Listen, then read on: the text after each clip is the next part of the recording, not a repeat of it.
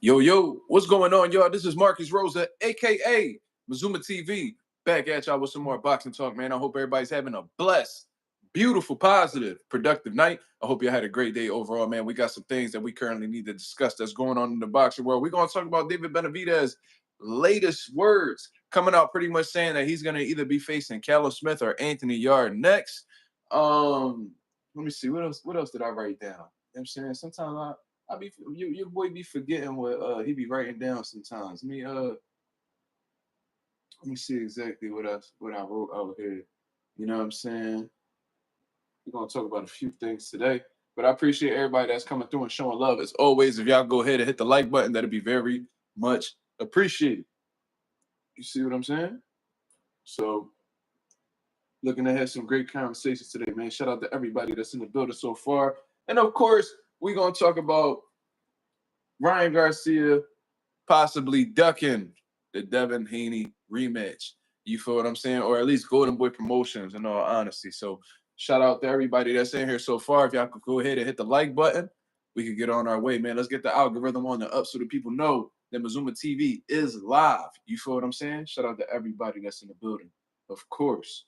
Shout out to the people that's in the comments so far. My boy Lorenzo talking about you. What up, brother? Marissa, what's going on? Marissa, did you buy that book? Let me know if you bought that book, Marissa. Coffee Plan, what up? Said hi. Who said hi? What you talking about? What's going on, Coffee? How you feeling, brother? Hope everything's well with you and yours. How your family doing? Let me know what it is. I'm feeling good, man. I'm feeling good. Agent 86, what up? Lorenzo said he ain't shit without his drugs. Ain't that something? And of course, he's talking about Ryan. Okay, you bought the book on Amazon. That's what's up, Marissa. That's what's up. Let me know what you think about that book. You know what I mean? Because I ain't even gonna lie to you. I mean, if I did read it, I don't recall. But I think I literally just bought the book and then just put it up at the gym. Like I don't even think bro. I haven't read a book in so long, bro. Like it's crazy. I used to really read books like all throughout high school and even middle school. I was in like the reading Olympics and all that. And then when I got older, bro, like I read like a lot of articles, news articles and stuff like that. So I get my reading in, but like actual books. For those of y'all, nah, me and Marissa was having a conversation on Instagram. There's this book called The Fifth King, and it's pretty much a book dedicated to one of the most underappreciated fighters of of the past few eras, and that's Wilfred Benitez. You know what I'm saying? They talked about Roberto Duran, Tommy Hearn, Sugar Ray Leonard, Marvin Hagler. They never really brought up Wilfred Benitez, who definitely had a spot, you know, on that list, in all honesty, but he was never really appreciated. You feel what I'm saying? Which was crazy because to this day I haven't seen like the way that he outclassed Roberto Duran, bro. Like that was absolutely sensational. That's one of my favorite fights I like to go back and watch. You know what I mean? He's the youngest world champion in boxing history. It's a record that I honestly believe will never be broken. You know what I'm saying? That's just my personal opinion. But yeah, that's what the book is about. I bought the book a long time ago. And I think I literally just bought it for like decoration for the gym. I actually gotta see where that book is at because I haven't seen it in a while. But regardless, uh what? Pack him up, please. Shout out to Coffee Plant. Y'all niggas be wildin'.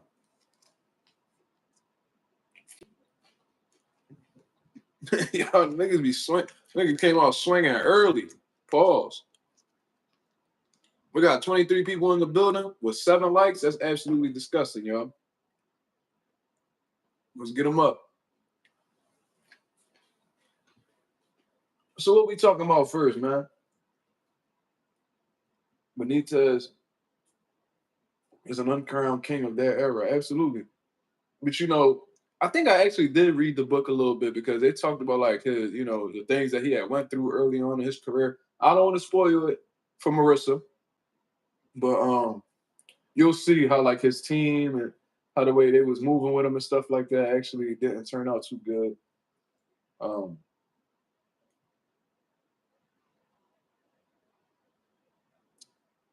and for what I heard, Wilfred Benitez You know, he was doing pretty bad while he was out in Puerto Rico, but they moved him to like a nursing home in Chicago, I believe. And they said that, you know, he's still messed up. Unfortunately, you know, there's a lot of irreversible damage, but they said that he's doing a lot better. So shout out to Wilfred Benitez. I wish I was capable of meeting him. I would love to meet Wilfred Benitez. I would definitely go to Chicago just to meet Wilfred Benitez.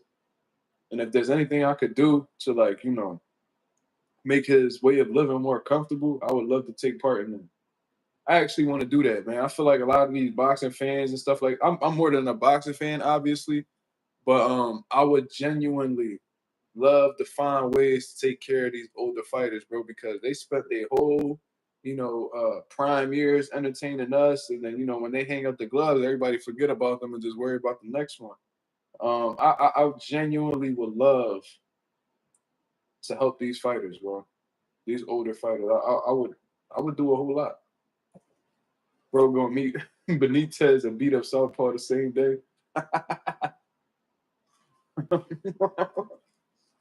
That's funny. But shout out to everybody that's in the building, man. Let's talk about this situation, man. Shout out to everybody that's in the chat. Let's chop it up. So, as always, shout out to the boy Hassan Wells for keeping me informed of what's going on in the boxing world. And he put up a video. And of course it was David Benavidez. And I guess David Benavidez was having I don't know if it was an interview or whatever the case was, but he pretty much confirmed that his next opponent will be Callum Smith or Anthony Yarde. So let me actually play the video for y'all to hear. Hold on, give me 1 second. So let me actually my shit echoing. Hold on. Let's actually play. More likely.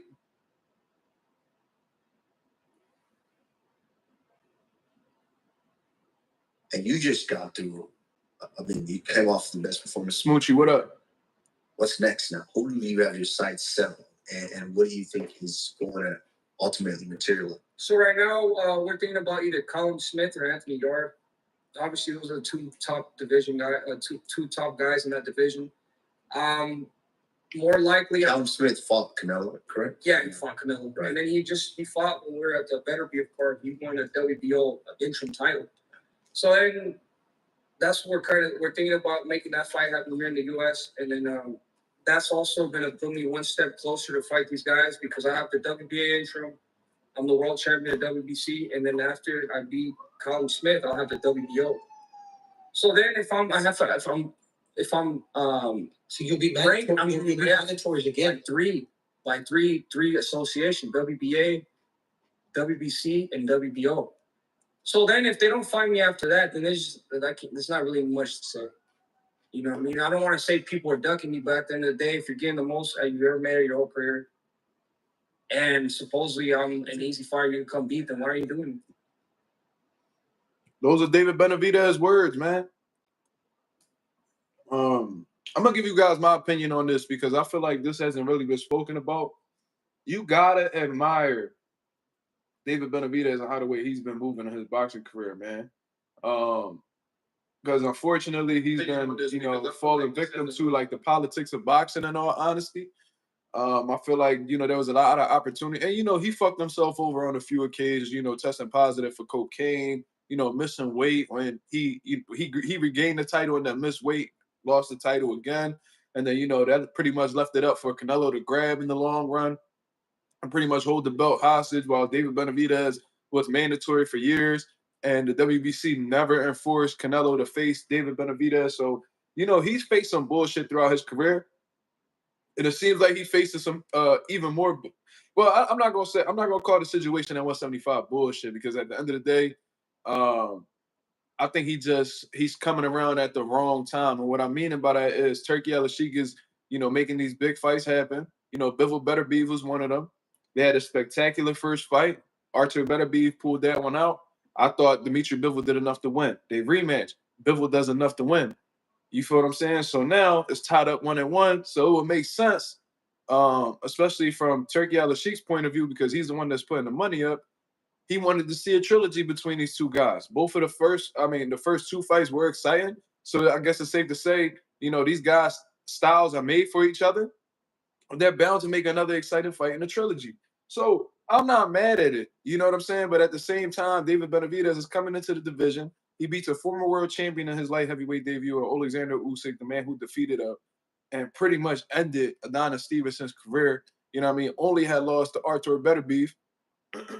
And he goes and he beats a top contender in the division as well. And David Morrell, who a lot of people have speculated that Benavidez was ducking, back down from 68 and now into 75. They were calling David Morrell this big boogeyman, and a lot of people thought that Morrell was going to defeat Benavidez.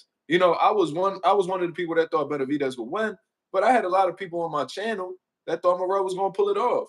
Justifiably so, because he was dangerous, but regardless, Benavidez did what he had to do to show that he was levels apart from Morrell. So now that he defeats David Morrell and he's coming off of one of the best performances of his career, he's pretty much waiting for the winner of Artur Beterbiev versus Dimitri Bivol. The WBC forces David Benavidez to fight Dimitri Bivol. I think that there was some politics behind that, in all honesty. I think there was a little, temporary war going on between Turki Al-Sheikh and the WBC. I feel like the WBC was trying to flex, and pretty much they put, Dimitri Bivol in a tough spot, and whether he was going to stay loyal to Turki Al-Sheikh or, be an actual champion and go up against his mandatories. He ended up choosing the business relationship he had with Turki Al-Sheikh. Turki Al-Sheikh had pretty much gave him an ultimatum. Y'all remember that shit. And he came out and he said, yo, listen, man. You know what I mean? Like, don't forget who, provided for you and put you in position in your career. And, you got to make your decision pretty quick because, minds change every day. So he pretty much put Dimitri Bivol in a tough spot. Fight sports talk. You say you're so disappointed with Benavidez. Why? How? Why? Considering what he got going on right now, why are you disappointed with David Benavidez? Look at what David Benavidez is doing. He was in a position where he could fight Dimitri Bivol for undisputed. Dimitri Bivol chooses not to fight him. He gives up his WBC title. They make David Benavidez the light heavyweight champion of the world, right? So, but after beating David Morrell, he has the WBA regular title. So now he's in line to fight for the WBA title as well. Now, strategically, he's attempting to fight Callum Smith, who just picked up the WBO interim belt. If let's say he were to fight, because he's running out of credible fights for his first defense, whose fault is that? That's not David Benavidez's fault that he's running out of credible fights in his first defense. He's looking to go after a WBO interim champ. And Callum Smith just beat up on Joshua Buatsi. He picked up that belt. So David Benavidez is looking at it like, okay, he has a WBO interim belt. If I defeat Callum Smith, then that will put me in position to be a fucking man, like a highly ranked guy in the WBO as well. So he'll have the WBC. He currently has the WBC light heavyweight title of the world, full status champion. Then he has the WBA regular off of David Morrell. So he's ranked in the WBA now. Now he's going after the WBO interim. If he's able to get that belt, that'll put him in a crazy power position with 3 out of the 4 titles that's currently in the light heavyweight division. What? Fight Sports Talk said his fault. Why did they not go after Smith immediately? Why have they not booked Alberto Ramirez? You mean Gilberto Ramirez, brother? You said, so you got to get the name correct if you're going to be naming him. And Gilberto Ramirez is a cruiserweight. He's a cruiserweight. Why would he be looking at Gilberto Ramirez at cruiserweight when he's currently a champion at light heavyweight? How can you even go about saying that? You just said that he's running out of credible fights for his first defense. So I'm assuming you want to see him fight at 175. Then you name Gilberto Ramirez. So Alberto Ramirez is 20-0 Venezuelan contender. So you telling me that so if we're talking about Alberto Ramirez, if you're referring to that one, my apologies. If you're referring to Alberto Ramirez, How is Alberto Ramirez more demanded of a fight than David Morrell? Which fight had more demand? David Benavidez versus David Morrell or David Benavidez versus Alberto Ramirez? Come on, y'all. You can't sit here. You can't sit here and make it seem like that's a fight that's in demand or that was something that the fans wanted. You feel what I'm saying? David Benavidez put himself in a power position. How can you be mad at him for not? He went after the top fights. He went after the Dimitri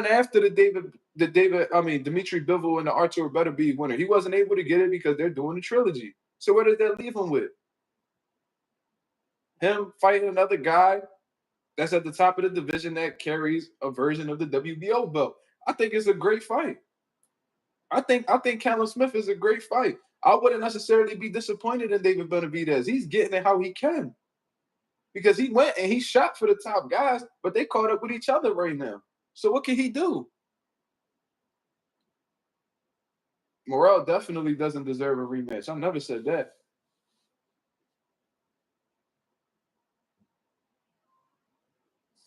Morrell, I love the Morrell fight, but he doesn't have Smith for his first title defense. He's running out of options.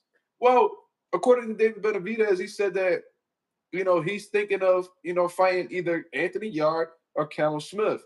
You know what I'm saying? Callum Smith, he has other ideas, so we can't necessarily be disappointed in David Benavidez, my brother, because Callum Smith just recently formally requested the WBO to make him the mandatory for Dimitri Bivol. They denied the request. So now, instead of looking in David Benavidez's direction, Callum Smith wants to explore a fight with Anthony Yarde.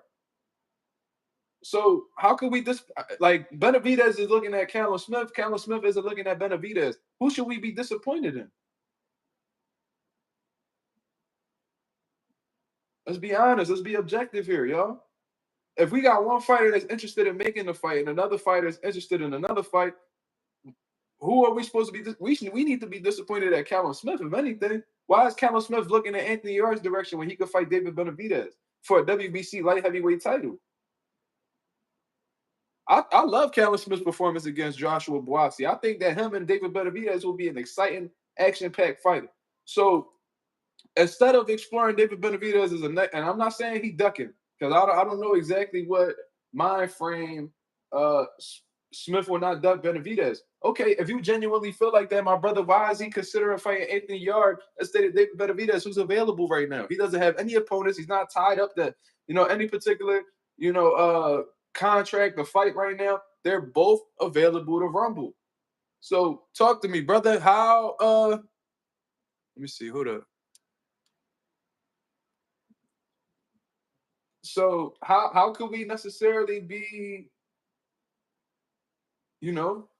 how could we I'm not saying Smith is ducking Benavidez. I think that he's just trying to go around Benavidez, if we being honest. Do you know Fight Sports Talk? Do you know something that we don't know? Because I didn't hear that Yarde and Callum Smith was official yet. Do you know something we don't know, brother? Let me know. So it's all David Benavidez's fault. Because Callum Smith clearly doesn't have anything like on paper signed sealed yet because he just tried to go the WBO route and force Bivol to fight him. They said WBO was like, no, he's doing a trilogy right now. You gotta wait. So, Callum Smith clearly doesn't have anything on paper yet. Benavidez has been calling out Callum Smith, been saying that he wants to fight Callum Smith. So what is we talking about? Apparently the fight's almost booked. Well, almost don't count, brother. Shakur Stevenson and Frank Martin almost was made. And what happened? Frank Martin got a call from Gervonta Davis and them. They gave him a better offer. He went to Gervonta Davis and said, fuck Shakur. There's a lot of fights that almost happened. Canelo Alvarez and Jake Paul almost happened. According to Jake Paul, they said that he said they was at the 1 yard line. Turkey Al-Sheikh called Canelo Alvarez, took that fight away from him. He ended up fighting William Skull. Just because it's almost booked doesn't necessarily mean that he cannot step away.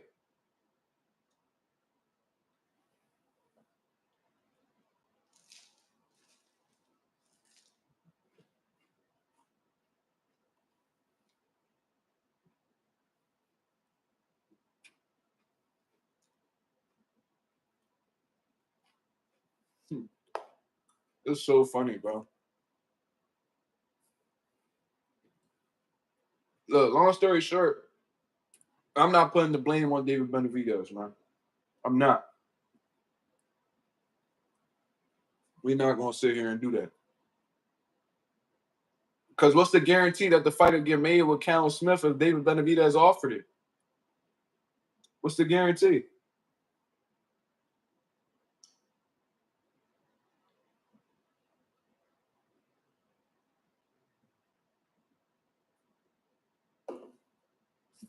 It don't cost them nothing, man. Hit the like button, man.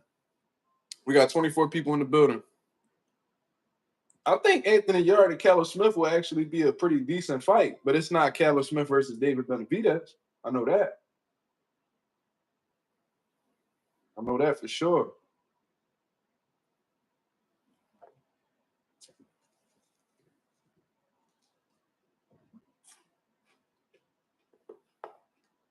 David Benavidez is thinking Callum Smith or Anthony Yarde.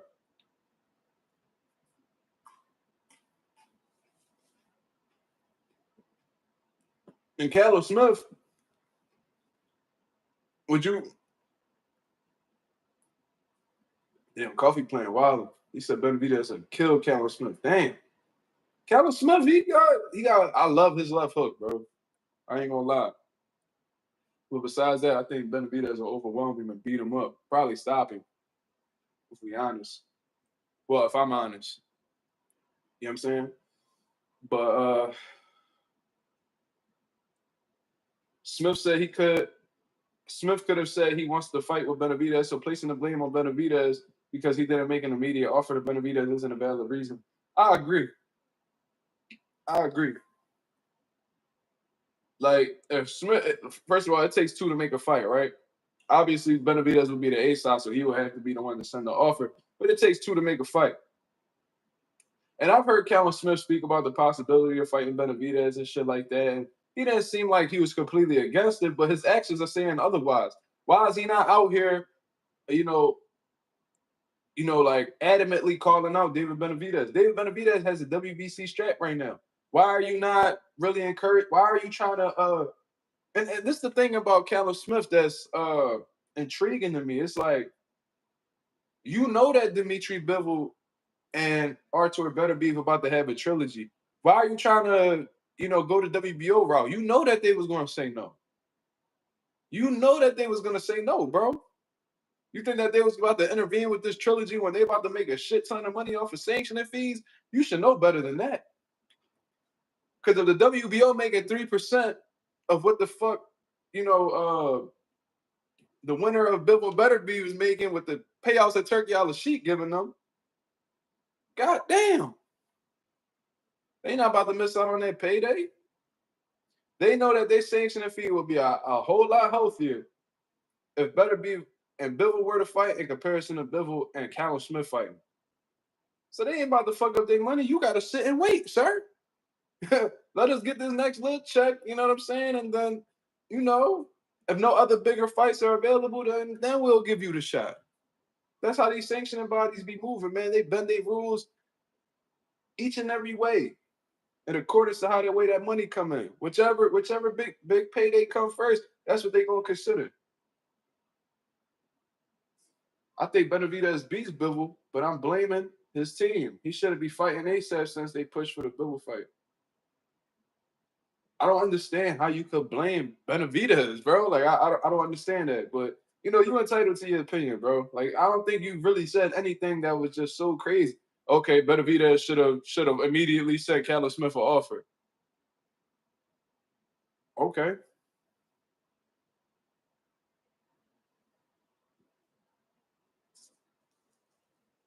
Franklin, as usual, 175 top heavy, and the guys that are actually good, it's like pulling teeth to get them to fight. This era soft. Damn. Well, I'm definitely not gonna call Benavidez soft. We not gonna do that. Since he's been in the division, he's been looking for all the smoke. That dude been on a run. He been on a hell of a run, bro. From the end of his, the end of his 168 run to, you know, the beginning of his 175 run, he been on a fucking mission, bro. What was that? Let's look at David Benavidez box rec real quick. Because that man went from he been snapping, bro. Like this shit is crazy. Like look at these series of wins right here. Caleb Plant, former IBF champion of the world, only had one loss to Canelo at the time. Beats him. Demetrius Andrade, undefeated 2-division world champion, stops him. Alexander Vosdik, former light heavyweight champion of the world, only lost to Artur Beterbiev, beats him in his first fight at 175. Then he goes and he fights David Morrell, a man who had the WBA regular at 168, had the WBA regular at 175, undefeated knockout artist from Cuba. From what I heard, had a stellar amateur background. Beats him, gives him his first L. Like that first four right there, that shit go crazy, bro. Little pill guy, I don't know who the fuck he talking about. Who the fuck is that?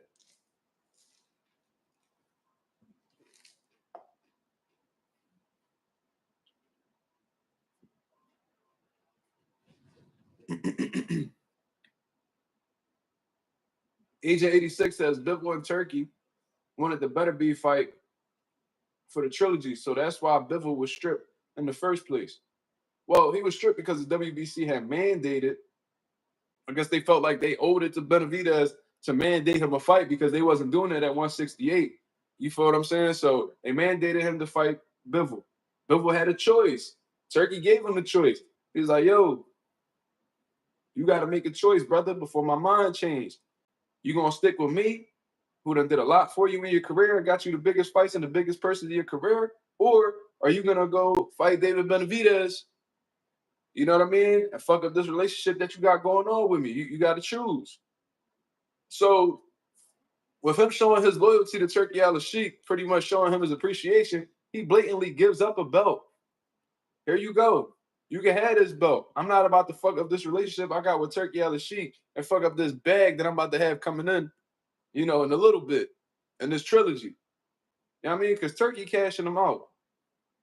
So he did what he made a business decision, right? Technically, is it a duck? Technically it is.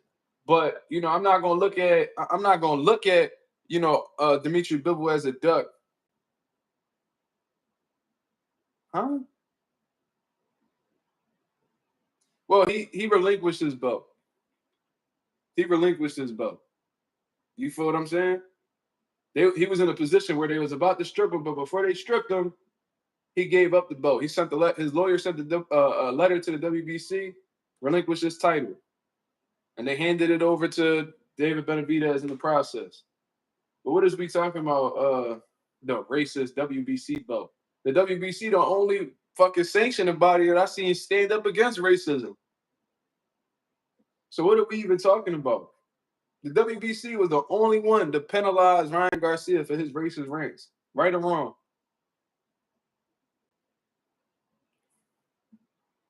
Okay, Marissa, have a good night.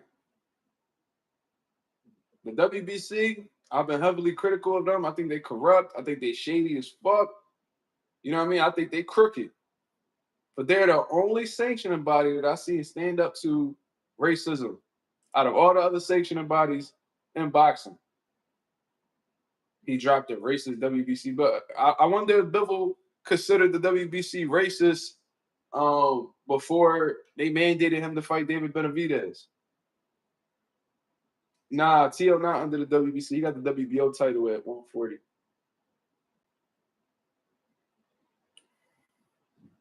I ain't no little bro.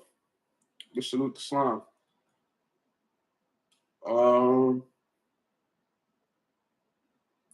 So yeah, man, I like what David Benavidez is doing, man. You know, there's people in the comments saying that, you know, they blaming Benavidez for, you know, him not having the right opponents, as if it was his fault that, you know, Bivol and Beterbiev about to fight a trilogy. I guess it's Benavidez's fault that, you know, Callum Smith is choosing to go the WBO route. I don't know, but I like what David Benavidez is attempting to do. He's like, all right, the undisputed champion. The unified champion at this point in time is Dimitri Bivol. You know what I mean? They over here, they caught up.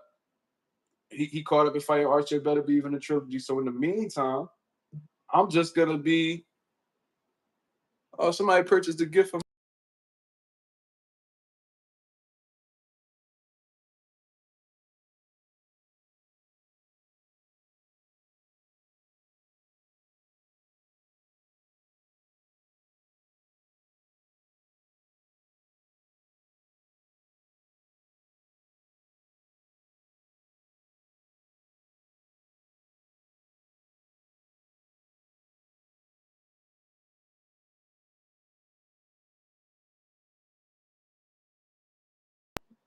my fault. I'm sorry.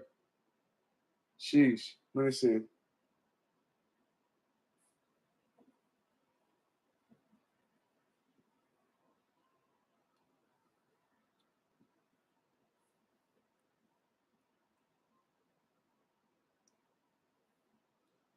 Military. I never said Tio was WBC champion. I was answering Smoochie question.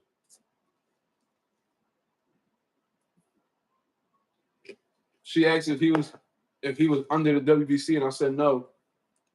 He's with the WBO. Fight Sports Talk. I'm not saying that you a Benavidez hater, bro. I'm not saying you a hater. I'm a big Benavidez fan too. But at the same time, I'm not going to sit here and criticize him or say that I'm disappointed in him because it was Smoochie. She was just asking a question, brother. She didn't say she was. She didn't say that he was WBC champion. She was saying she was asking a question and I answered it. Did you see the question mark by her statement, brother? Let's tighten up a little bit. But I'm not gonna sit here and criticize Benavidez when all he's been looking to do since he's been at 75 and even at 68, look to fight the best competition. He shot at the top, is not available right now, so he's trying to settle for the next best option, which happens to be Callum Smith. Callum Smith got the WBO interim, so I already know what he's trying to do. He's trying to put himself in a situation where, just like he tried to do with Canelo Alvarez, because I remember he said in the interview, all right, Canelo don't want to fight me. Well, I'm going to beat everybody that he may possibly face moving forward. And he was doing that. He was defeating guys back to back, top guys in 168. He was trying to close every door so if Canelo tried to go through one, when he tried to go towards the door, it'll be locked because David Benavidez already took care of that. So you got no other choice but to go through David Benavidez's entrance. You got to walk through David Benavidez's door, sir. But, he ended up just doing a complete sucker move and started giving dudes opportunities that didn't even deserve it, like Edgar Berlanga. You know what I'm saying? You know what I mean? Didn't beat no top contenders at 68 whatsoever. Didn't earn a shot. But Canelo was so worried about fighting Benavidez that he just started giving, niggas who was still looked at as prospects opportunities. That's how bad that shit was getting. Let Tio tell it he was undisputed. He always talking about he undisputed. He's a fucking idiot, bro. This man Tio wrote his own history book on boxing. That's a whole different type of delusion, y'all. When you literally attempt to rewrite history that nobody else saw. And these media guys be running with it too. I remember Marcos Villegas pussy ass. Tio was undisputed. Oh, Tio was undisputed. You got Michael Buffer announcing Teofimo Lopez is a two-time undisputed champion. Like, what the fuck? What the fuck is we even talking about? But anyways, yeah, man, like I said, to go back to the David Benavidez conversation, I like what he's doing. He can't get the two top dogs right now at light heavyweight, so he's looking to get the next best option between Callum Smith and Anthony Yarde. I don't know if he was trying to. I don't know if he's under the impression that they're going to fight each other. He's looking to face the winner. I don't know what the situation is, but getting that WBO interim title would be a chess move on David Benavidez's part because, once that trilogy is over between Bivol and Beterbiev, they're not going. Whoever wins that fight is not going to have, many options to choose from because you got David Benavidez with the WBA regular, you got David Benavidez here with the fucking WBC title, and then you got David Benavidez here with the WBO interim, assuming that he fights Callum Smith and defeats him. So it's like, damn, where else am I gonna fucking go? Look no further than David Benavidez. He's leaving. He's attempting to leave no type of room in the light heavyweight division. He's trying to knock off everybody else that's at the top of the division. So when the champion is looking to see who his next opponent is, they can't see nobody but him. And I respect that. Bro. Chess moves. That's smart. All right, y'all might be looking at them belts as insignificant, but if I grab each and every one of these small belts, the motherfucker that's holding them big belts gonna have to see me. Or they just gonna have to give up the title like they just gave it to WBC. Y'all might look at these small belts as insignificant, but if I grab all of them, the motherfucker with the main belts has to see me. Beautiful work by David Benavidez. I can't knock his hustle, bro.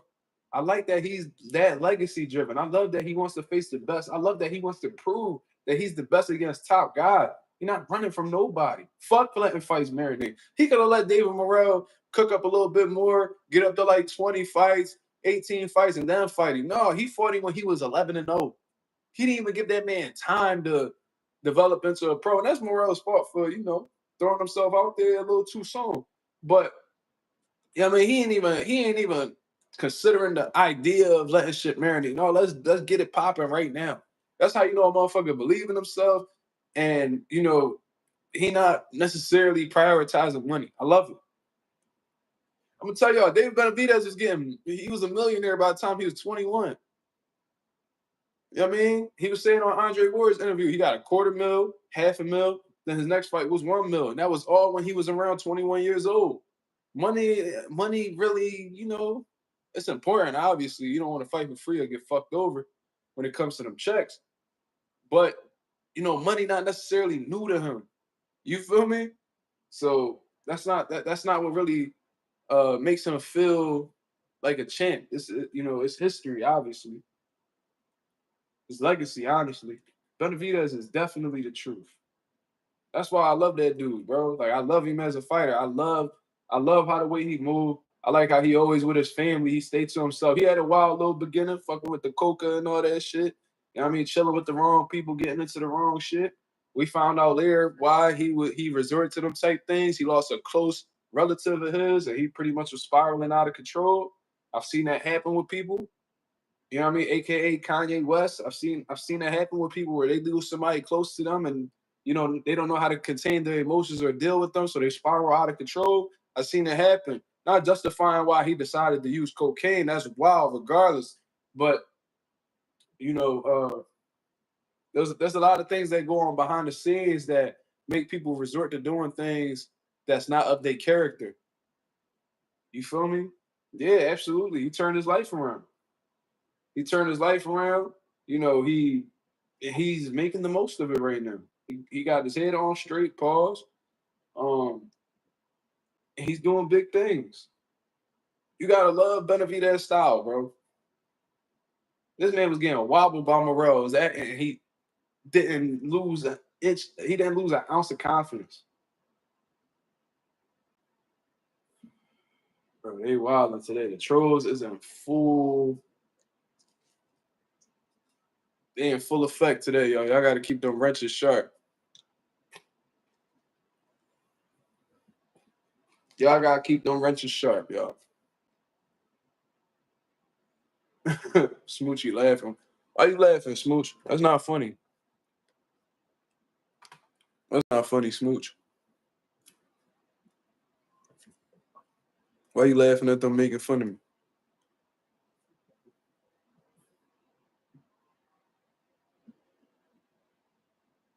This nigga's a faggot.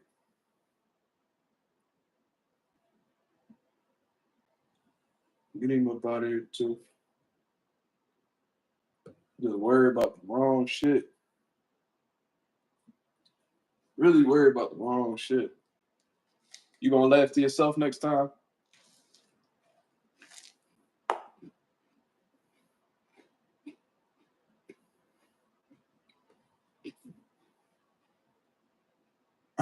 Facts. Tatted Up Boxer said it's just unfortunate he came up in the Canelo era. I think it's unfortunate that Canelo didn't give him an opportunity. You know what I mean? He just needed to keep it 1,000. I don't know if y'all seen that Andre Ward interview that he just did with Bernard Hopkins, but Andre Ward had brought up, and this, I'm gonna let y'all know what it is. I'm gonna make this comparison real quick. Bernard Hopkins, I think he had just defeated Tavares Cloud. So he was popping his shit. I don't even know if it was Tavares Cloud, but regardless, it was during the HBO days. He had just beat somebody. Andre Ward was commentating, and he was popping his shit to Andre Ward. Andre Ward, like, shaking his head, like, you know what I mean? He fucking with B-Hop. You know, that was one of his mentors coming up. But, like, B-Hop kept popping it. And, like, Ward, like, yo, all right, bro, you dragging it a little bit. Like, you trying to sun me? So long story short, Andre Ward felt the way about that. He said he was thinking about it the whole drive home. He called him Sunday morning. I was like, yo, B-Hop, what's going on? Like, was you trying to sun me? Like, what we doing? B-Hop was like, oh, nah, bro. Nah, not at all, man. I'm just telling you how, you know what I mean? I was just showing you, like, how to be a champ and all this crazy shit. And then at the end, Bernard Hopkins was like, I don't want no, he literally said, I don't want no smoke with that man, referring to Andre Ward, because there was a point in time where fans were talking about Andre Ward fighting Bernard. You know what I'm saying? So there was a little bit of something building up between them. And Bernard Hopkins just straight up said on the phone, man, I don't want no problems with Andre Ward. He said even Jay Prince called. And was like, yo, you wanted to fight Andre Ward? He was like, nah, Jay, I don't want no no, we cool. Like, I want to fight these other guys. I don't want no problems with Andre Ward. Because he kept that shit 1,000, I respect that shit. If Canelo wouldn't have went about it like, man, I ain't fighting him. He a killer. Like, I ain't going through that shit right now. I'm cool. If Canelo go about it that way, I might give him, I still look at him like he a turkey. But at the same time, I would respect him for his honesty. He just not on that type of time. It's cool. You feel me? Greg Abernathy? I'm not sure how to say your last name, brother, but Greg says, I thought it was Yarde versus Callum Smith. Well, that's what's being speculated right now. That seems like, you know, they saying that fight is likely going to happen next. But it seems like Callum Smith, before he commits to that fight with Anthony Yarde, he's trying to try different things. Like I said, if y'all go check Boxing Scene right now, Callum Smith just put in a request, you know, for the WBO, since he's a WBO interim champ, to be Dimitri Bivol's mandatory. Considering the fact that Bivol's fighting Better Beef next, they turned down his request to be like his mandatory at this moment. Pretty much got to wait until the trilogy over. So now they're saying that Callum Smith and Anthony Yarde is likely. I guess UK versus UK. You know what I mean? That'll be a good domestic level fight, whatever. So maybe that's what Callum Smith's looking for. But David Benavidez has made it clear. He said, yo, like, I'm thinking of either fighting Callum Smith or Anthony Yarde next. So I don't know if David Benavidez is going to try to, you know, intercept the fight from either one of those guys, or he's going to let them fight each other, and then he'll fight the winner at the end. So whoever wins between Anthony Yarde and Callum Smith is going to be the WBO interim champ, right? So if David Benavidez gets involved in that, you know what I mean? He'll face the winner. I think he beats either one of them, to be honest. I think he stops either one of them, to be honest, and then he could put himself in a position to fight for the WBO interim.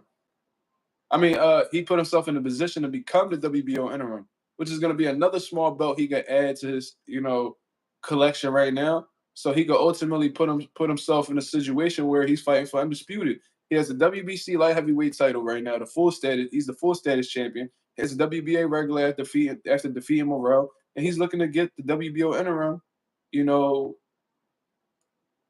attempting to face, you know, Callum Smith. But I personally believe that Callum Smith's going to face Anthony Yarde, and then, you know, whoever wins between them two is going to face David Benavidez later on this year. That's what I personally believe is going to happen. Unless Benavidez, you know, intercepts the fight from Anthony Yarde.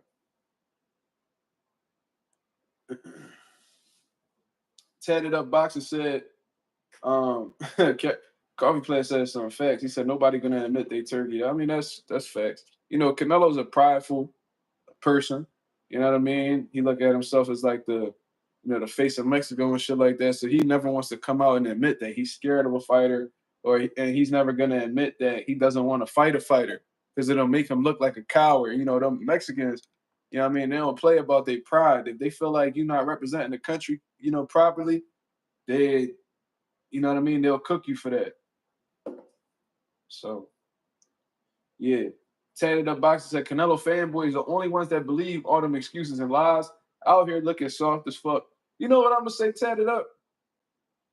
I don't think they genuinely, like, in their heart believe the shit that Canelo says. You know what I'm saying? But considering the fact that they huge fans of Canelo Alvarez, they just rocking with him. There's no way, considering if they have all the information in their hands and they know exactly what's going on between Canelo and Benavidez, there's no way that you could sit there and genuinely believe that, you know, Canelo is not ducking.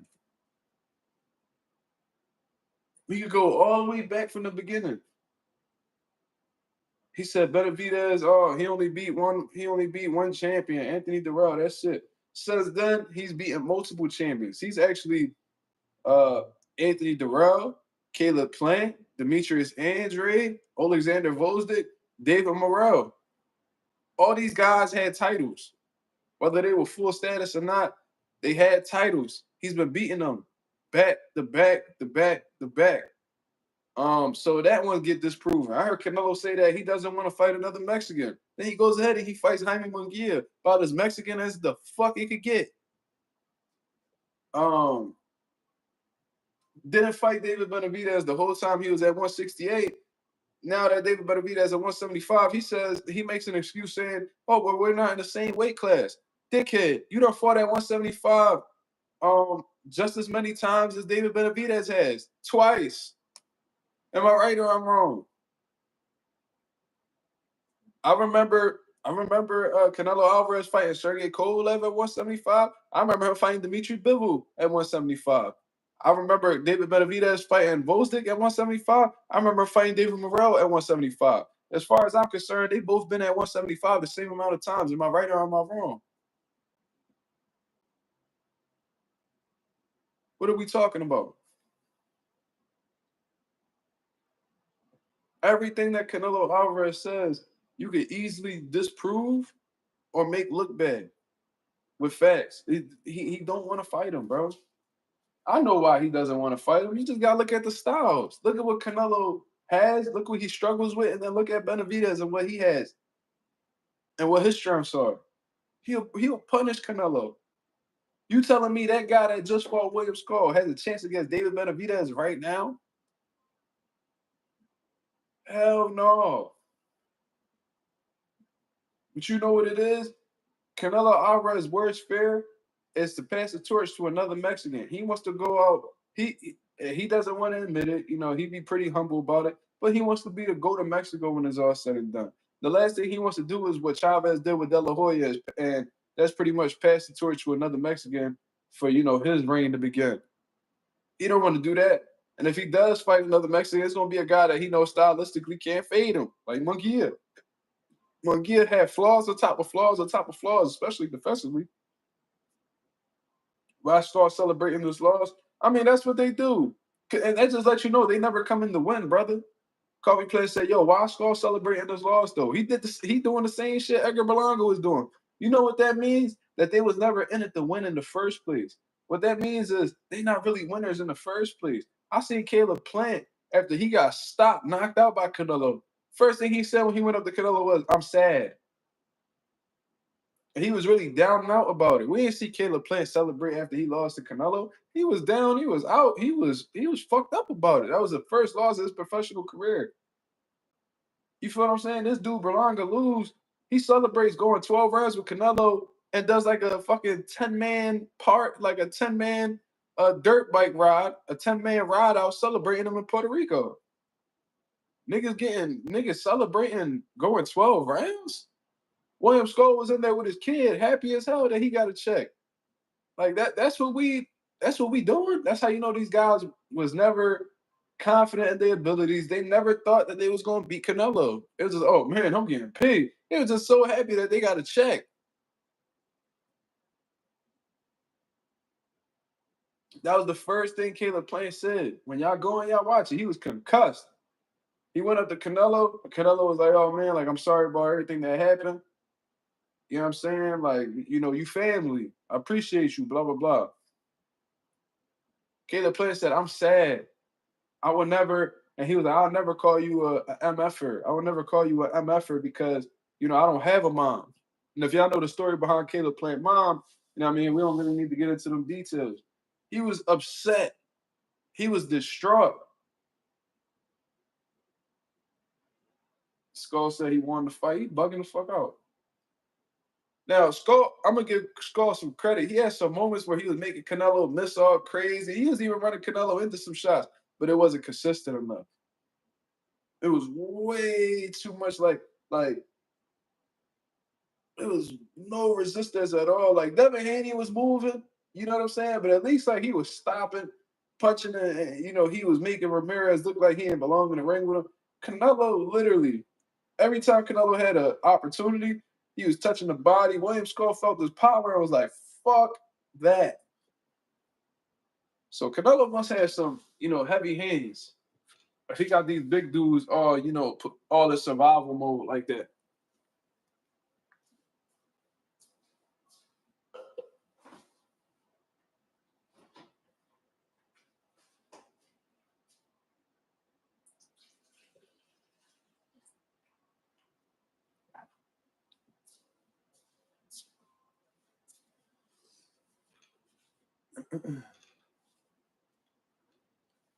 That's how y'all know they ain't never want to win in the first place, bro. If they celebrating getting a Canelo check, they celebrating going 12 rounds with him and losing every round. Psh, crazy.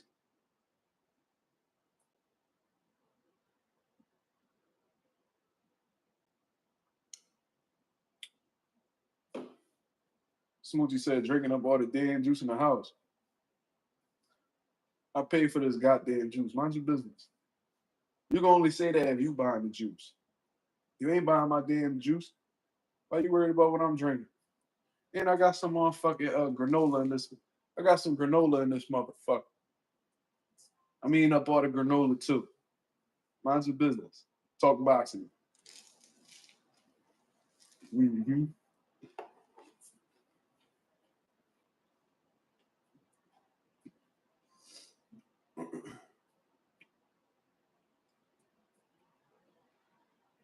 Fuck wrong with her.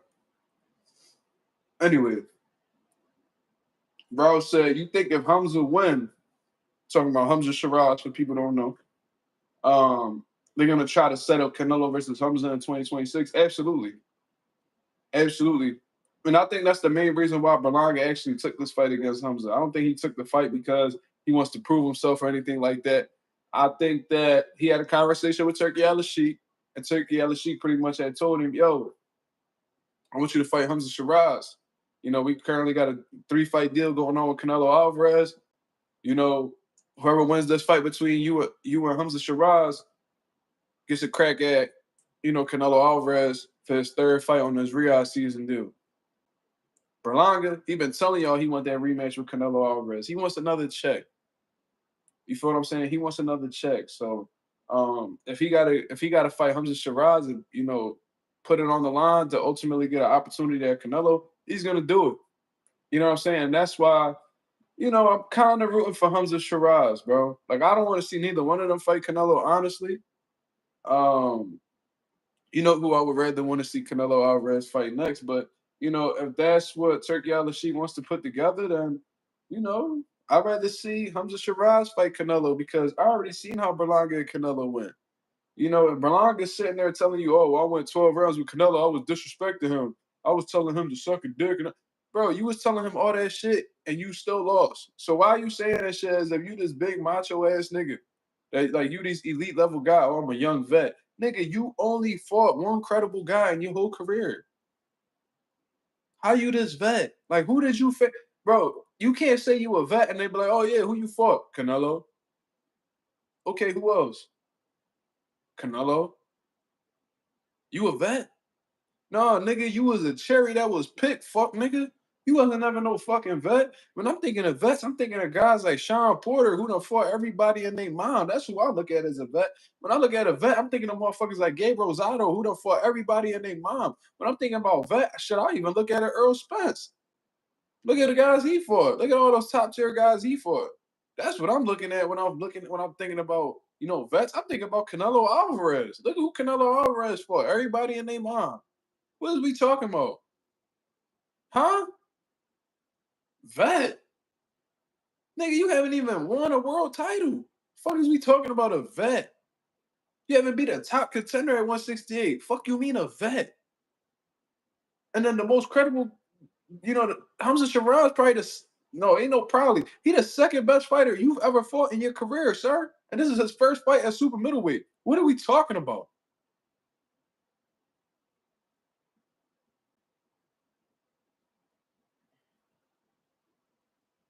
You this big fucking vet ain't fight nobody. You're a clown, bro. Like I hope you like Jesus Christ. Like he sit there, bro. He told, bro. I know y'all don't. I understand, man. I don't speak of that. I'm not conversationally fluent just yet. I'm getting there, but I understand Spanish very well. If somebody talking to me, I'm gonna be able to translate it. This man, Edgar Berlanga, went on this Spanish podcast and was telling dude how he's a legend. He said, soy leyenda, leyenda. He said, soy leyenda ahora. He said, I'm a legend right now.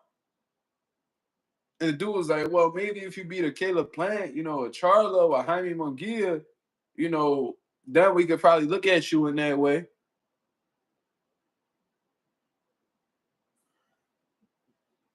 Yeah, weirdo. Pack him up. We not even about to play with him. We not doing this Caitlyn Jenner shit today. And then he was like, no, like I got this many first round knockouts.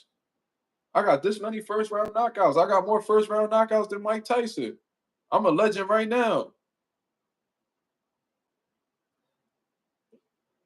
Bro, I got a question for you, brother. And this is a very simple question. Who were the guys that you knocked out in the first round, brother? Like Shannon Briggs got the most first round knockouts in boxing history, right? But at least he won 2 heavyweight world titles. You haven't won any. So what is we even talking about? And he actually, like, I seen Shannon Briggs knock out credible guys like Ray Mercer. You never done that, brother. You not a legend. Who told you that? Like who? Like who be condoning that fuck shit, bro? And then his punk ass daddy be running around talking about he a street nigga. Man, I'm sick of you old motherfuckers talking about y'all niggas street. Stop it. Y'all niggas gotta go to the bed. Y'all niggas bladders all fucked up at y'all age. Y'all niggas all salt, neck all soggy, testosterone ain't pumping no more. Bladder all fucked up. Y'all niggas gotta pee every 5 minutes and shit. Like y'all niggas, bro, step the fuck out the frame, nigga. Step out the frame, nigga. Stop it.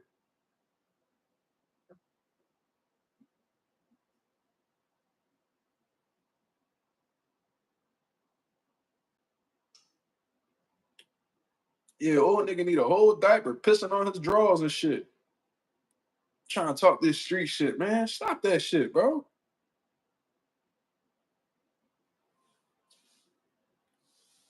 Nigga got a whole nigga son damn near 30. You still praising the streets. Shut the fuck up. What are we talking about? Swear to God, these old niggas that's supposed to be the OGs, they be goofy, cuz like they so corny.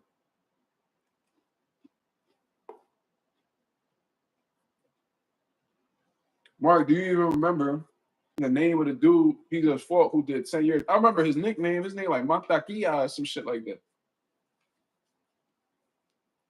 But I don't even remember his real name. I know his nickname was like Montaquilla or something like that. I would have to go look on BoxRec, bro. The dude did like a decade in jail for armed robbery. He was a street nigga. You sparred him one time and then you cherry picked him as an opponent. After you was calling out Munguia, He had a whole list. Y'all remember on Twitter, he had a whole list? Oh, I'm gonna fight him. I want to fight him. He had like Plant, Munguia, Charlo. He had all these dudes. Then you go fight him. And then you this big so-called star. You on Ammo Williams undercard. And he not even no star. Yeah, he did an armed robbery.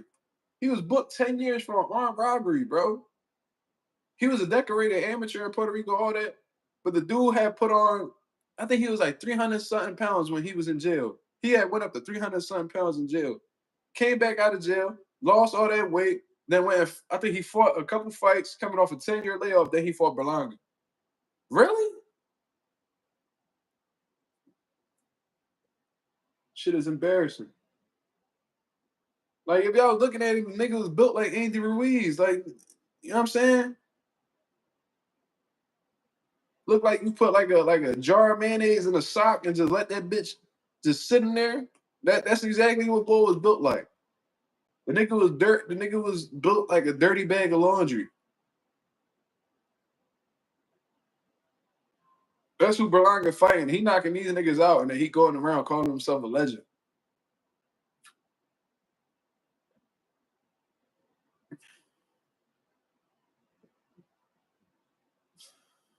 Crazy.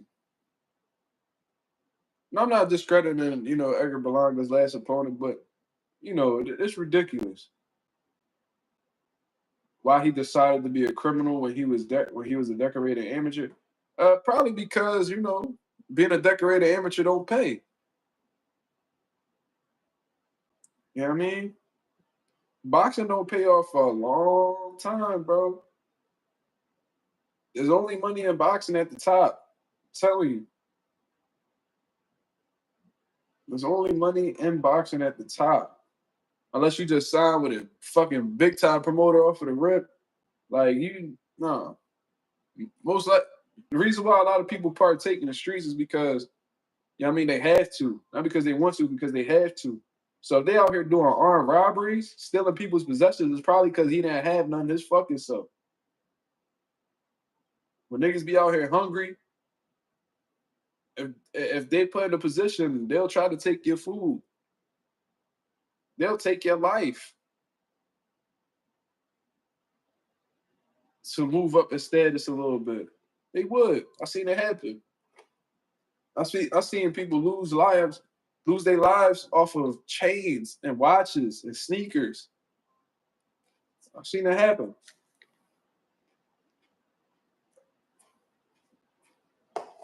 I'm not saying you got to do armed robberies. That's what he chose to do, though, Coffee.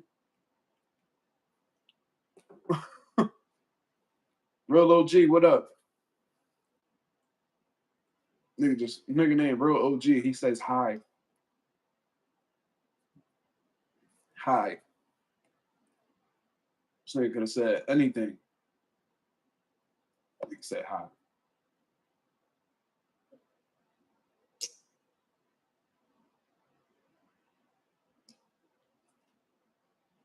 G-Bo, what up?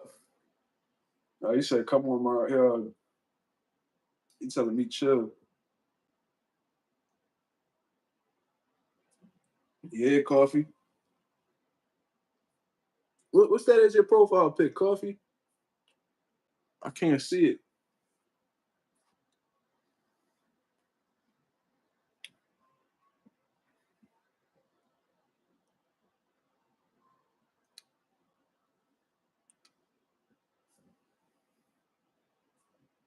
Hope you're having a good night. Hope you are too, Real OG. Fuck the Titans, though. Go Birds.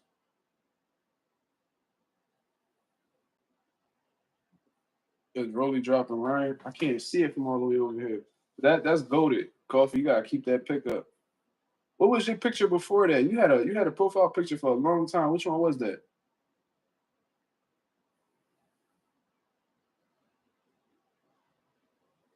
You ain't changed your profile pic for a long time.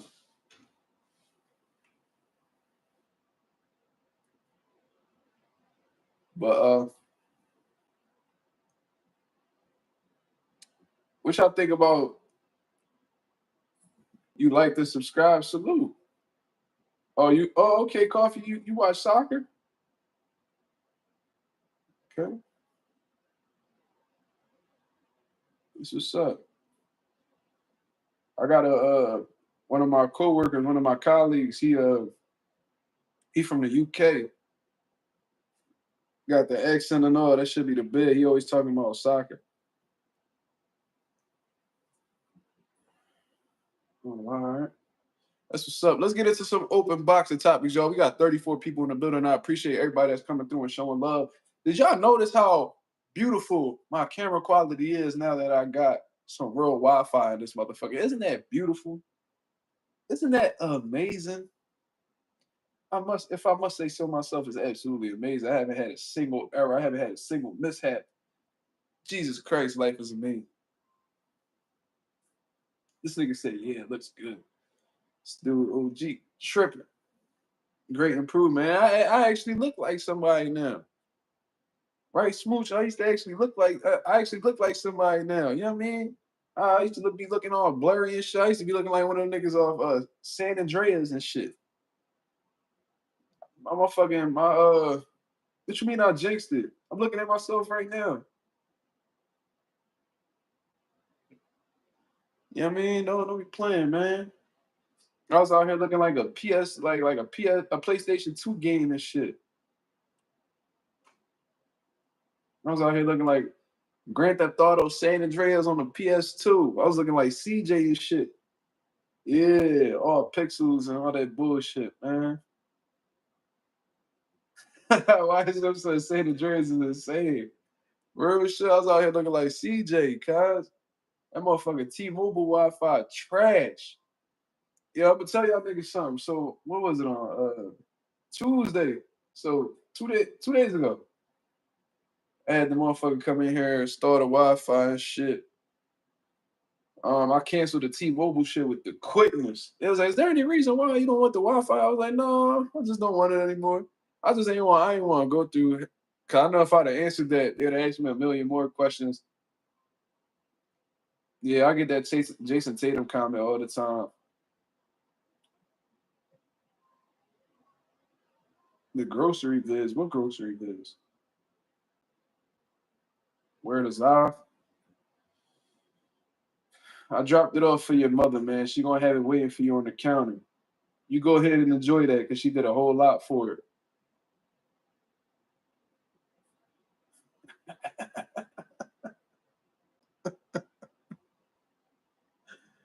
She had to work for that, man. You better enjoy that.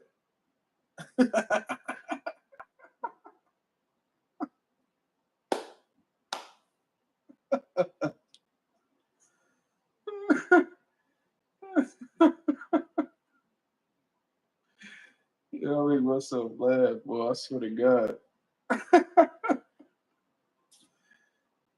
Yeah, that's that rapper weed, my nigga. Go ahead.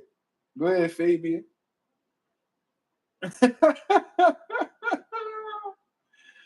Nigga said, where the Zod? Yo, you know what's funny? So, I don't know if any of y'all from Philly for real. Shout out to my Philly niggas. I got an electric scooter that I done had since I was like 20, since like the pandemic, like 2020, right? Remember, I just got bored of shit. Bought an electric scooter. And yo, I didn't know that my scooter would end up being like the main transportation for all the street niggas that live in my neighborhood, bro. So when I get on this motherfucking scooter, bro, the dope fiends come up to me like, yo, let me get two. Yo, let me get it. I'm like, yo, Pop, I don't get into none of that. I don't know what you're talking about, bro. My bad, Poppy. My bad, Poppy. I'm like, oh, god damn. My nigga.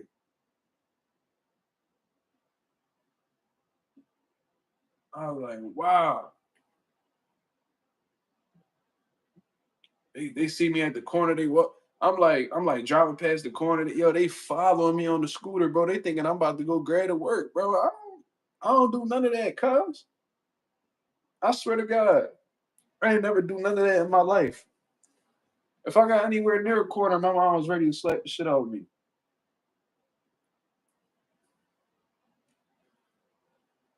They started walking up. I remember I used to have a little fun with them niggas though. Pause. I used to be like, samples. Yo, them niggas used to pop out the motherfucker. Them niggas used to pop out, niggas used to pop out from underneath the cars like. I was like, hey, yo, the whole block be clean and shit. Like samples. I'm like, no, look, I'm barefoot and all. Yo. See, we got Pecky. You disrespecting my people. We got Pecky. We ain't tolerating that. Go do that on the Ryan Garcia channel, cuz. We'll do that on the Tiafimo channel. We won't get into those, cuz.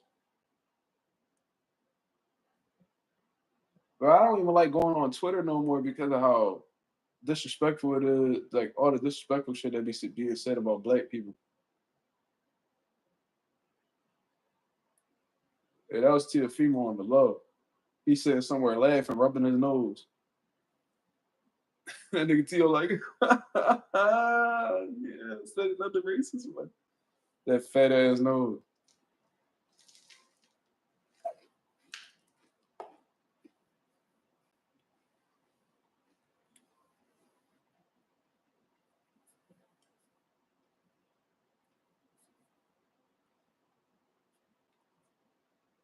Tiafimo, Mario Barrios, Leonard Ellaby got the worst noses in the entire sport of boxing.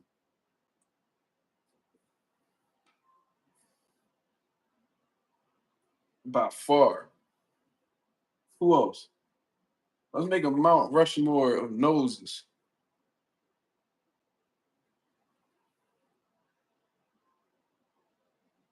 Tio, Barrios, Leonard Ellaby.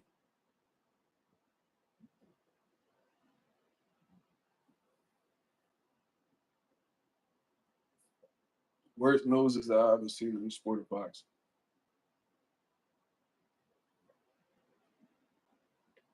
Real OG said change. Change what, nigga?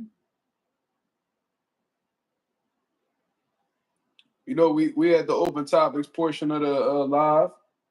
You feel what I'm saying? Let me know what we talking about, man. What's on the people's mind? And the reason why I'm looking this way is because that's where my laptop is. I got the camera pointed at me. I could just fucking put the camera. I'm gonna find a way to. I'm gonna find a way. I'm gonna have a better setup, but we getting somewhere.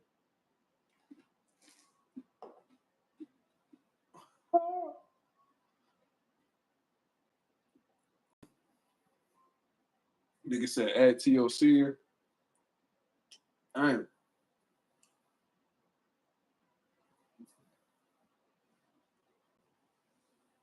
T.O. sniffed coke by the 8-ball. That's crazy.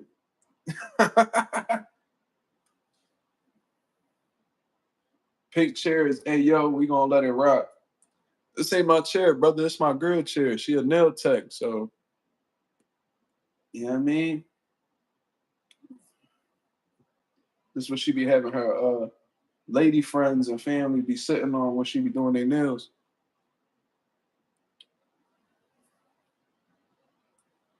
I ain't buy this for me, nigga. If I bought it for me, that'd be a, hey, yo. Y'all know I live with my woman, right? Well, my woman lives with me. Y'all know that, right?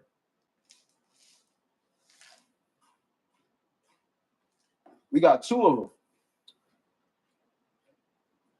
We got two of the same chairs. No, it's comfortable as a motherfucker, though. Real G, I'm from Philly.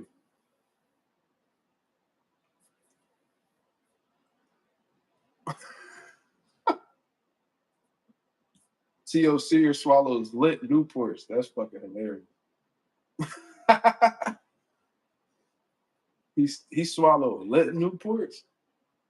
That nigga lung was a shot.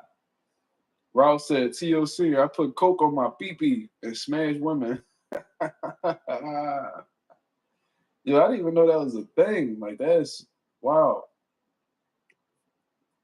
You from Indiana? Shout out to Indiana, man.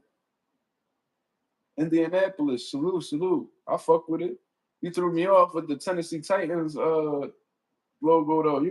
You rocking with your Pacers, brother? I heard they doing all right. Lando versus TOC, he don't want that work. TOC don't come from boxing, bro.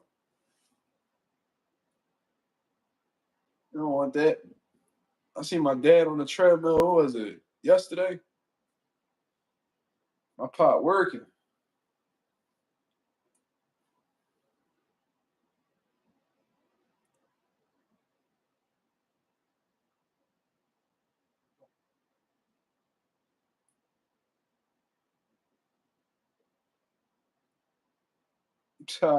He said I can't be a fan of the Colts. Come on now, they've been ass since Peyton left. Man, that's fucked up. You supposed to stick with your people, man. They represent your city.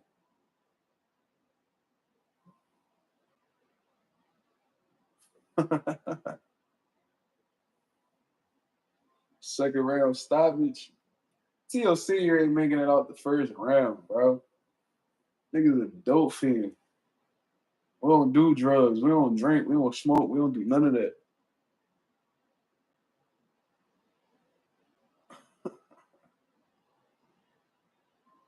The Eagles was ass for a while too. I mean, I don't really watch nothing outside of boxing, so I don't really be tripping. Who do I have out of Crawford and Canelo? Remember, he said he wanted to see me. Yeah, I remember TLC and wanted to see me. That's the thing, though. Like, I ain't no tough nigga by any stretch of the imagination. But I'll tell you this. TLC ever stepped to me like he crazy. Hands is flying. Swear to God. That's on my son life. Let that motherfucker ever step to me. Hands is flying, bro. He not gonna make it.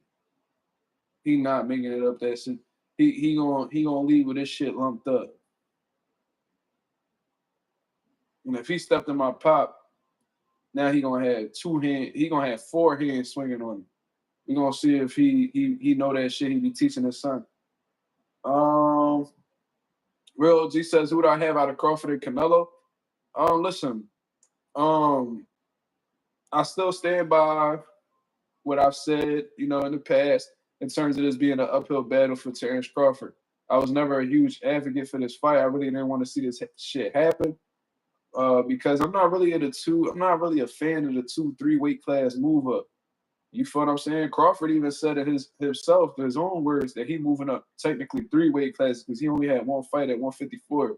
He hasn't had time to acclimate to junior middleweight. All of a sudden, he's going up to super middleweight.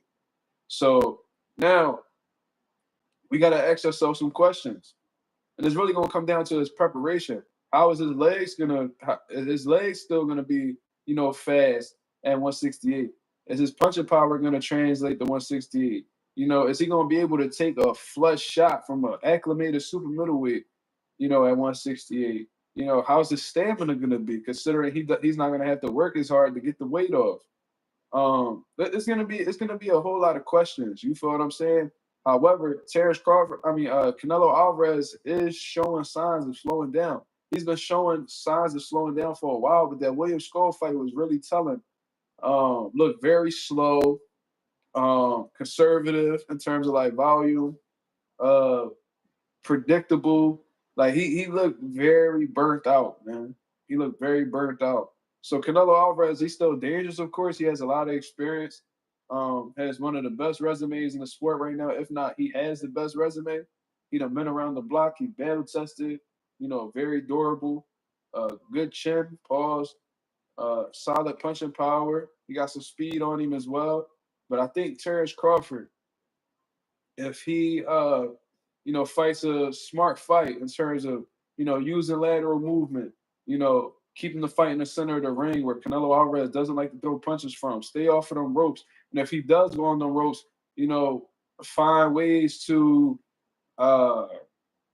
get up off of the ropes or either, catch him coming inside with shots. You know what I mean? Like, I remember there was a point in time where Crawford was against the ropes against Spence. Spence tried to come in. He threw a short shot in between Earl Spence's punch. Was able to get a knockdown. We're going to have to see some time, and we're going to have to see some mobility. We're going to have to see some precision, because Canelo always struggled with a good jab. Terrence Crawford has a great jab. I think he's going to have to pull out all the tools in this fight. Terrence Crawford can pull off the upset based off of what I've seen with Canelo. You know what I mean? And I think I'm actually going to put some money up on Terrence Crawford. I ain't going to lie. I like his chances, but, if he doesn't, prepare right for that move up, it might be a bad joint, bro. Yeah, TLC in your impersonation is funny as hell, bro. And you a coke? I said, you a cokehead? He said, yeah, I'm high right now. So what, nigga? I put coke on my dick while I'm fucking. I'm like, whoa. Whoa. That's his words, not mine. That's a wild boy.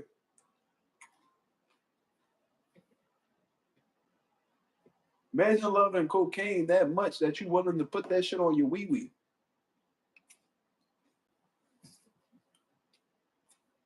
That's crazy. You got your son out here calling you a cokehead. He said, technically, I'm a crack baby because when my dad had me, he was on coke. You're a loser, bro.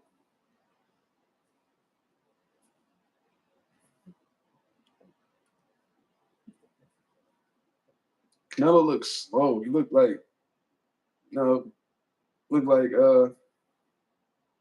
like his age catching up to him. He young. He's relatively young. He's younger than Terrence Crawford, but that's almost 70 fights he done been in. Well, they said that like 5 of his fights, not even on his record. Like 5 fights he had in Mexico is not on his record. So he must have well over 70 fights. It's a lot of wear and tear, bro. He done took some shots. He done piled up some injuries. You know what I mean? His body's a lot older than his age is. Just keep it a buck. He been pro. Think about it. He been pro more than half his life. He turned pro when he was 15. He like 34 now. How Canelo like 33, 34? He 34 years old, bro. So he had 15 years where he wasn't a pro in his life, but he's literally been pro for 19 years. He's been boxing more than half of his life. That's an incredible feat, bro.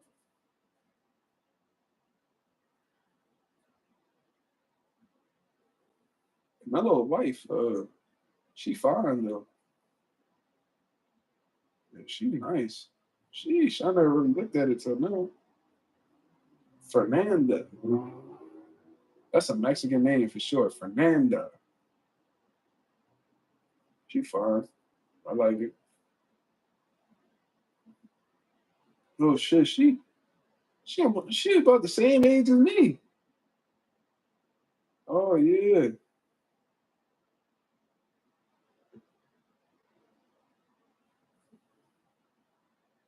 She one of them white Mexicans though.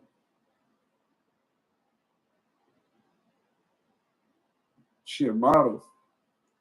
Okay.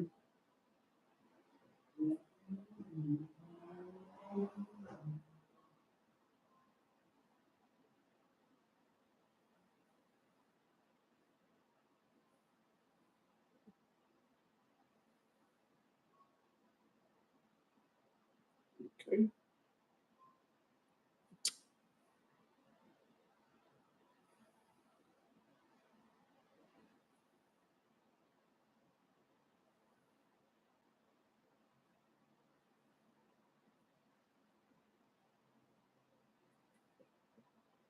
She all right.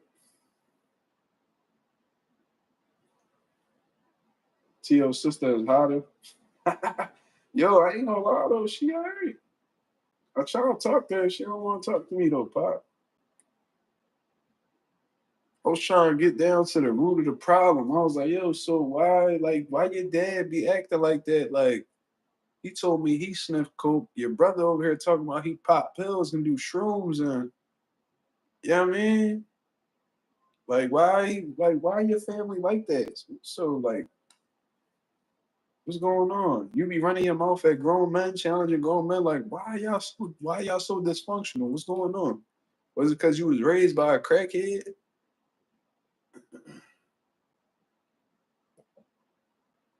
Yeah, there's a Canelo put something up on his story today. He was drinking some tequila. You know what I mean? My boy was sipping on some tequila. Nah, Canelo is definitely older physically. I think it's very safe to say Crawford, he's more reserved. You know what I'm saying? His body pause is more reserved than Canelo's. Canelo done been through some shit. Knee braces, knee surgery, shoulder surgeries, hand hand surgeries, all types of shit. That shit's piling up on you, bro. Yeah, sipping on that tequila. He got that VMC drink. I think Bud upsets him too. If Bud beats Canelo, Bud just need to retire after that. Like that's it, bro. He need to do what Roy Jones should have did after he beat John Ruiz. Just retire.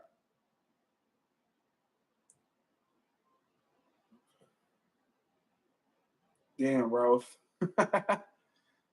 Yo, T.O. sister was popping it at Devin, Haney, and Bud. I'm like, yo, why she talking so greasy? Like she. What if they was the type to smack a woman? Safe Bud said that VMC hit, and I'm sipping on it now. Word? You serious or you joking? You for real? I mean, Safe Bud said it's Thirsty Thursdays. Fuck all that. Yes, sir. Oh, he ain't bullshitting. I wouldn't know, man. You know what I did one time? I had what's that shit called? A mimosa. I had a mimosa for New Year's. He said, gonna make Mark get a drink. Nah, I'm cool, bro. I had a mimosa where it was like champagne and like fucking orange juice. Shit was alright. But it was only like one cup and ain't do nothing to me.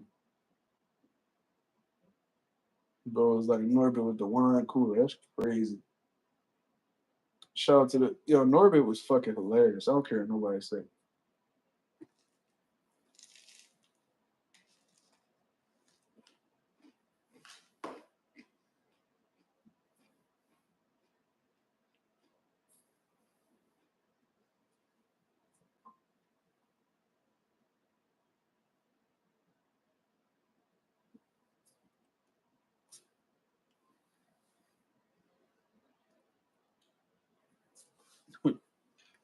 How many people? We got 31 people in the building with 28 likes. Okay.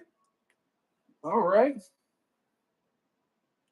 Let's get one more question before we get up out of here, man. We've been on here for about to be an hour and a half. Salute, salute, salute.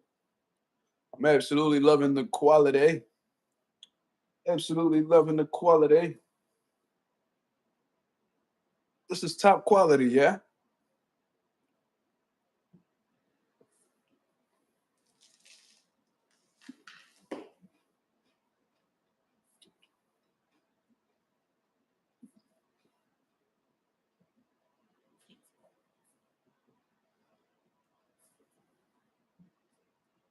No more questions? Okay. Okay, all right. You think you motherfuckers gonna do this to me?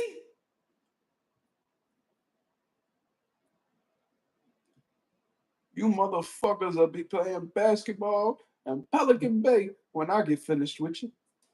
23-hour lockdown. Shoe program, nigga.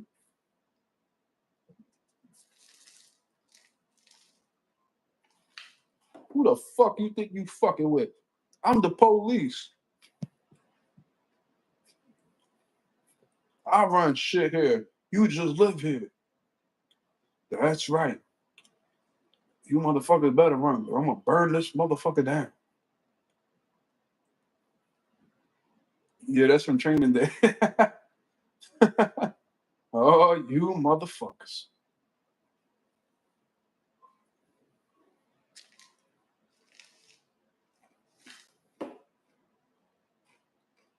You say, you know what the showers smell like? Pine oil. Mm-hmm.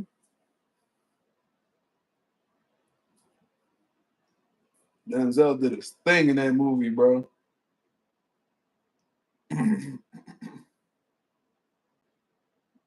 Denzel got like, if I had a top 10, Denzel probably got like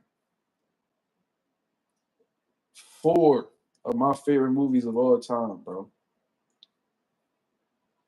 If I told y'all my favorite movie of all time, though, y'all probably laugh at me.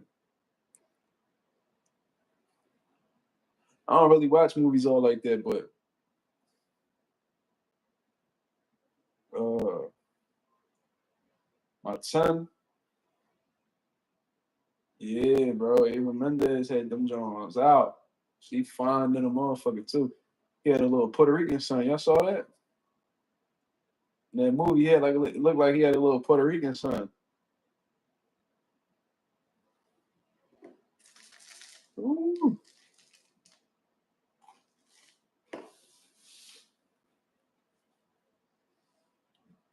Mm-hmm. Let's see how she looking right now. Eva Mendes. Wait, that ain't. Nah, that ain't the one I'm looking at. Eva, not Eva. Eva Mendes.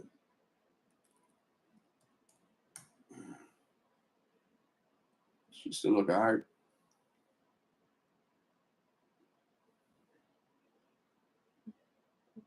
She 51 now. She still look alright. Shout out to Eva.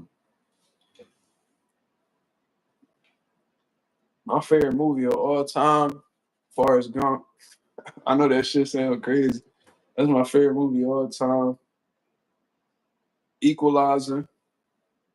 I'm gonna say, damn, I don't know which one I like more out of.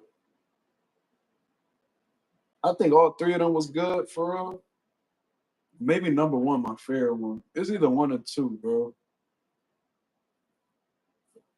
They both was good. Equalizer, Training Day for sure. So Equalizer and Training Day. Uh, I like the American Gangster. I don't think that's my favorite one though. Shit, that's tough. I got my Friday after next. You know the Friday series. I'm gonna include that as one. There's a few, bro. I ain't even about to get into that. Yeah. Scarface, yeah, Scarface. I'll add Scarface to my list for sure. You want to go to war? You want to go to war? Scarface was bugging the fuck out. You bugging. But I'm gonna get up out of here, man. I appreciate everybody that came through and showed love to the channel as always. This is Marcus Rosa, aka Mazuma TV. Shout out to the nation and the mob for coming through and showing love as always. If y'all can hit the like button on the way out, that'll be very much appreciated. Friday After Next is a Christmas movie. That is a fact, bro. They just don't want to consider it a Christmas movie because you know it was pretty much a black movie. You know what I mean? So they want to call it an urban classic. You feel me? That's how they be labeling us and shit like that. But it's all good. Shout out to the nation and the mob, man. I hope y'all have a blessed, beautiful night. I'm up out of here, man. Peace. Salute to the nation and the mob. We in the building for sure. I'll see y'all guys tomorrow, 10:30 Eastern Standard Time. Peace.